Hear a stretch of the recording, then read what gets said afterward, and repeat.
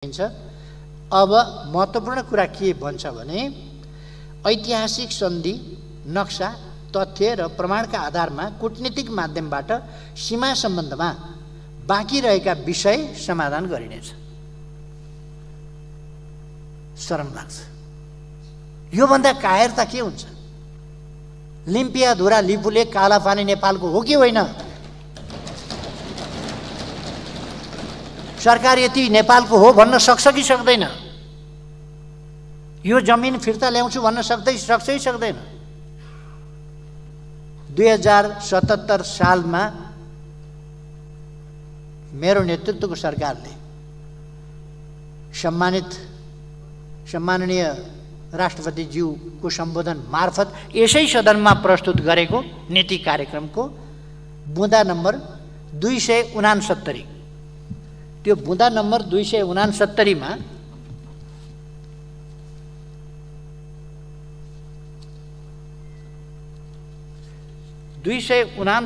मा यसो भनिएको थियो सभामुख महोदय, नेपाल सरकार नेपालको अन्तर्राष्ट्रिय सीमाको सुरक्षा र संरक्षण गर्न प्रतिबद्ध छ।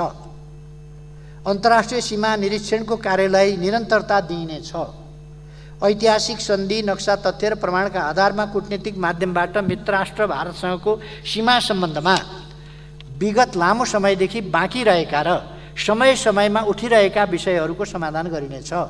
लिम्पियाधुरा लिपुलेक र कालापानी क्षेत्र नेपालको भूमि हो र त्यसलाई प्राप्त गर्न ठोस कूटनीतिक पहल गरिनेछ। तदनुरूप नै छुटेको भूमि समेत समावेश गरी नेपालको नक्सा जारी गरिनेछ। यो त्यति बेला 269औं बुँदामा उल्लेख गरिएको थियो।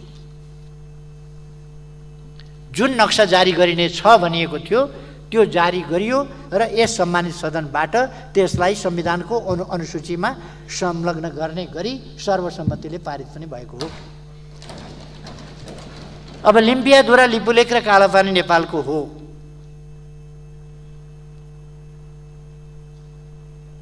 कि होइन? प्रधानमन्त्रीज्यूबाट जवाफ स्पष्ट भाषामा हामी चाहन्छौँ, सदनले चाहन्छ, प्रतिपक्षले चाहन्छ, नेपाली जनताले चाहन्छ। यो भन्न सक्नुहुन्न भने, नेपालको भूमि नेपालको हो भन्न सक्नुहुन्न भने, यो फिर्ता ल्याउने प्रयास गर्छु भन्न सक्नुहुन्न भने, सरकारको नेतृत्व गर्ने भनेको के हो? सभामुख महोदय, गर्न केही पनि सक्नुहुन्न। राष्ट्रिय हितको रक्षा गर्न सक्नुहुन्न, भूमिको रक्षा गर्न सक्नुहुन्न, अखण्डताको रक्षा गर्न सक्नुहुन्न, आफ्नो भूमिलाई आफ्नो भूमि भन्न सक्नुहुन्न। अनि के हो सरकारको नेतृत्व भनेको? नेतृत्व विहीन भएन सरकार। प्रतिपक्षले नेतृत्व लिनुपर्ने राष्ट्रिय हितको, प्रतिपक्षले भौगोलिक अखण्डताको पहरेदारी प्रतिपक्षको जिम्मा हो, सरकारले गर्नु पर्दैन? जवाफ चाहिन्छ।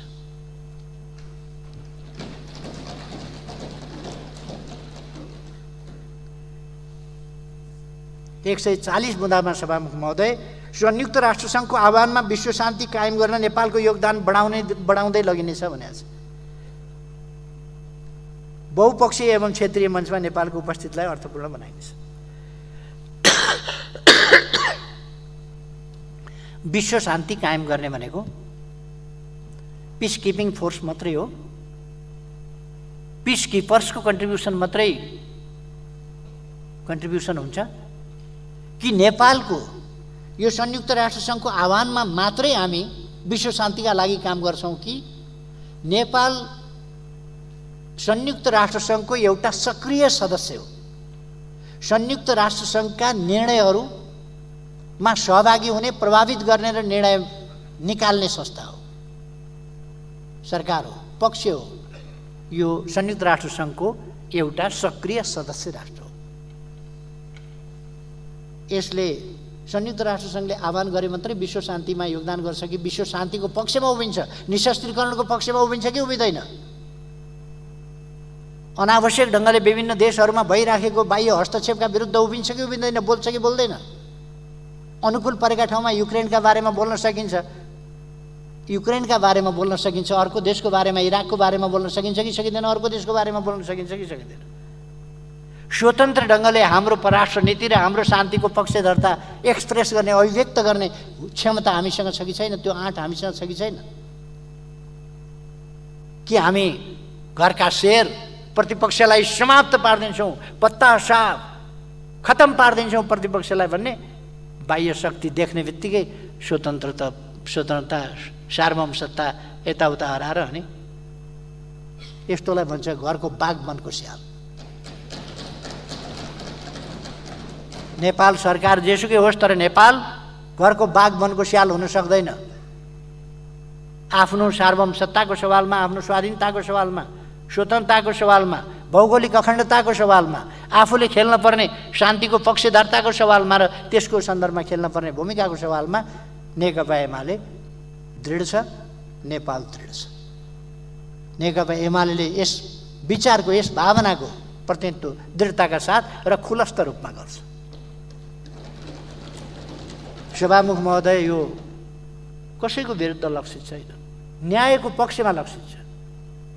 नेपालको सार्वभौमसत्ता, स्वाधीनता, स्वतन्त्रताको पक्षमा छ, नेपालको सार्वभौमसत्ता र भौगोलिक अखण्डताको पक्षमा छ, र यो नेपालको संविधानको पक्षमा छ। अहिले मैले भनिरहेको कुरा नेपालको संविधानले व्यवस्था गरेको कुरा हो। सभामुख महोदय, यो कसैका विरुद्ध, कुनै राष्ट्रका विरुद्ध लक्षित होइन। नेपालको आत्मसम्मान, नेपालको गौरव, नेपालको स्वाधीनतासँग सम्बन्धित छ र त्यसको प्रतिनिधित्व गर्ने नेपालको संविधानसँग सम्बन्धित छ। म संविधानसम्म ढङ्गले भनिराखेको छु, कुनै आग्रह पूर्वाग्रह बस होइन। त्यसकारण हामीले संयुक्त राष्ट्र सङ्घको ब्युरोक्रेसी होइनौँ, हामी संयुक्त राष्ट्र सङ्घको सदस्य राष्ट्र हौँ। सार्वभौम राष्ट्रको हैसियतले, स्वतन्त्र राष्ट्रको हैसियतले सदस्य राष्ट्र हौँ हामी, ब्युरोक्रेटिक होइनौँ हामी, संयन्त्र होइन संयुक्त राष्ट्र सङ्घको। र ब्युरोक्रेसीले संयुक्त राष्ट्र सङ्घका सदस्य राष्ट्रहरूले गरेका निर्णय, तय गरेका नीति अनुसार संयुक्त राष्ट्र सङ्घले भनेअनुसार अगाडि बढाउँछ त्यहाँको संयन्त्रले। तर राष्ट्रहरूले संयुक्त राष्ट्र सङ्घको सदस्यको हैसियतमा आफ्ना ठाउँमा, आफ्नो अधिकार क्षेत्रभित्र रहेर निर्णयमा सहभागी हुन्छन्, आफ्नो प्रभावकारी, हस्तक्षेपकारी भूमिका अवलम्बन गर्छन्। हामी अन्तर्राष्ट्रिय मञ्चहरूमा, संयुक्त राष्ट्र सङ्घ लगायत अन्तर्राष्ट्रिय मञ्चहरूमा हाम्रो न्यायका पक्षको, शान्तिको पक्षको, विश्व शान्तिको पक्षको, विश्व न्यायोचित व्यवस्थाको पक्षको आफ्नो भूमिकालाई हस्तक्षेपकारी र प्रभावकारी ढङ्गले प्रस्तुत गर्दछौँ, अगाडि बढाउँछौँ।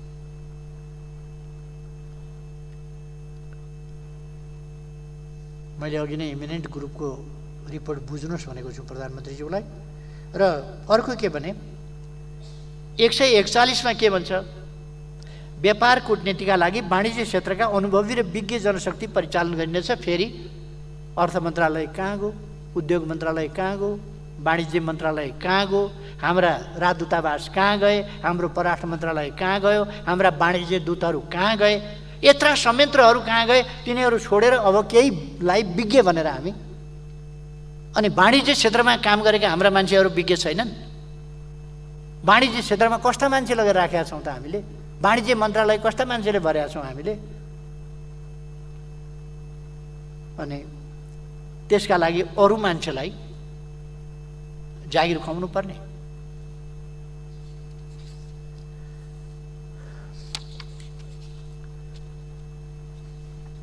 एक 143 मा समुन्नत नेपालको आकाङ्क्षालाई भन्नुभएछ, दया लाग्यो, माया लाग्यो। समृद्ध नेपाल, सुखी नेपालीको राष्ट्रिय आकाङ्क्षा भन्न सक्नुहुन्न। नेपाललाई समृद्ध बनाउने हाम्रो अभिभारा हो भन्न सक्नुहुन्न। नेपाली जनतालाई सुखी बनाउन हामी चाहन्छौँ भन्न सक्नुहुन्न।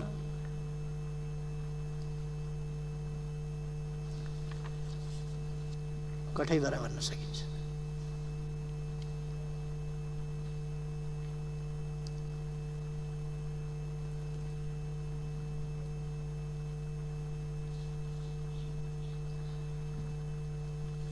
यस सरकारले सभामुख महोदय मार्फत म सम्माननीय प्रधानमन्त्रीज्यूको ध्यानाकर्षण गर्न चाहन्छु, संविधानको धारा 81 को सरकारले पालना गरेको छैन। यसको अहिले म व्याख्या गरिरहन सभामुखजी मार्फत प्रधानमन्त्रीज्यूको ध्यानाकर्षण गर्न चाहन्छु। नमाने पनि हुन्छ भने त त्यो तपाईहरुको कुरा हो, तर संविधानको धारा 81 को तपाईहरुले पालना गर्नुभएको छैन। तपाईहरुले कानुनको, संविधानको, कानुनी राजको धज्जी उडाउनु भएको छ अध्यादेशहरु मार्फत। 40 र 40 को अध्यादेश, 40 केन्द्रीय समिति र 40 सांसद, 40% सांसद भन्ने अध्यादेश ल्याउँदा प्रतिगमन भयो, उधम भयो, संविधान विपरीत भयो संसद नभएका बेला। तर तपाईहरुले मध्यरातसम्म संसद चलिरहेको संसद मध्यराती बन्द गरेर भोलिपल्ट बिहानै 20% वा 20% भनेर एमाले फुटाउनका लागि बदनियतका साथ ल्याउनुभयो अध्यादेश। साउन 25 गते हामीले निष्कासन गरेको सांसदहरुको भदौ 1 गते सम्माननीय सभामुखजीका हामीले प्रस्तुत गरिसकेको कुरालाई 10 दिन पर्खिएर अरूको चाहिँ ढोकैबाट लिएर सूचना जारी गर्नुपर्ने, एमाले फुटाउन पदीय मर्यादा सबै कुरा बिर्सिएर एमाले फुटाउन जे पनि गर्न हुने, कुनै मर्यादा राख्न नपर्ने।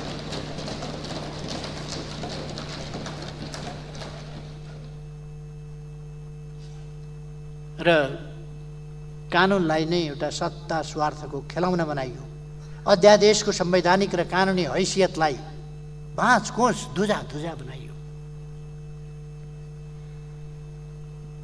अदालत लगायत राज्यका सम्पूर्ण अङ्गहरूलाई, सम्मानित संस्थाहरूलाई, संयन्त्रहरूलाई विभिन्न ढङ्गले असंवैधानिक र स्वेच्छाचारी ढङ्गले नियन्त्रणमा राखियो। राज्यको टिकोटीको दुरुपयोग गरियो। अरु त के भन्ने, संसद आफैले गठबन्धनको कारणले न्याय नपाउने स्थिति बन्यो। प्रधानमन्त्रीको पद कति बेर रिक्त हुन्छ? संविधानले भने अनुसार भयो र? अन्तैबाट संविधानमा भनिएको व्यवस्था अनुसार प्रधानमन्त्रीको पद रिक्त भएन, अदालतले रिक्त गर्यो। प्रधानमन्त्री नियुक्त कसरी हुन्छ? कहाँको सिफारिसबाट हुन्छ? संसदले थाहा पनि पाएन प्रधानमन्त्री नियुक्त गर्ने कुरा। संसदको अधिकार, प्रधानमन्त्री नियुक्त गर्ने अधिकार, सिफारिस गर्ने अधिकार हनन भयो र अन्तै लगेर त्यसलाई उही शकुनीको पासा त्यसबाट। अनि अप्ठ्यारो नमानिकन ती काम सम्पन्न गर्नेहरूलाई मान पदवी अलङ्कार विभूषणहरूबाट विभूषित गरियो, सुशोभनीय गरियो र उहाँहरूले अप्ठ्यारो नमानिकन लिनु।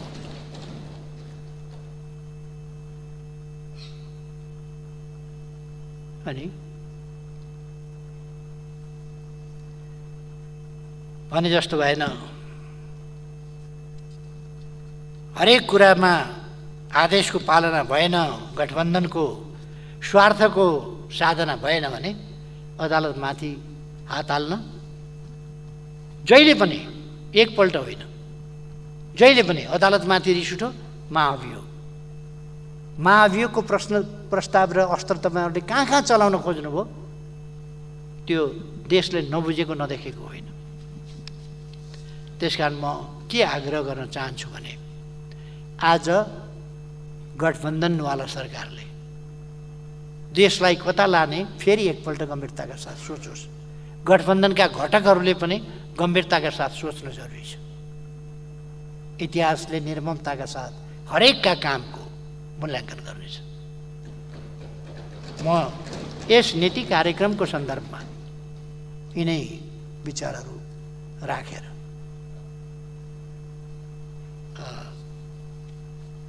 मैले उठाएका प्रश्नहरूको समुचित आल्टाले जवाफ अथवा रित पुर्याउने जवाफ होइन, वास्तविक जवाफ प्राप्त गर्नेछु भन्ने अपेक्षाका साथ र सम्माननीय सभामुखजीले मलाई धैर्यताका साथ समय दिनुभयो। धन्यवाद ज्ञापन गर्दै आफ्नो भनाइ टुङ्ग्याउँछु। धन्यवाद।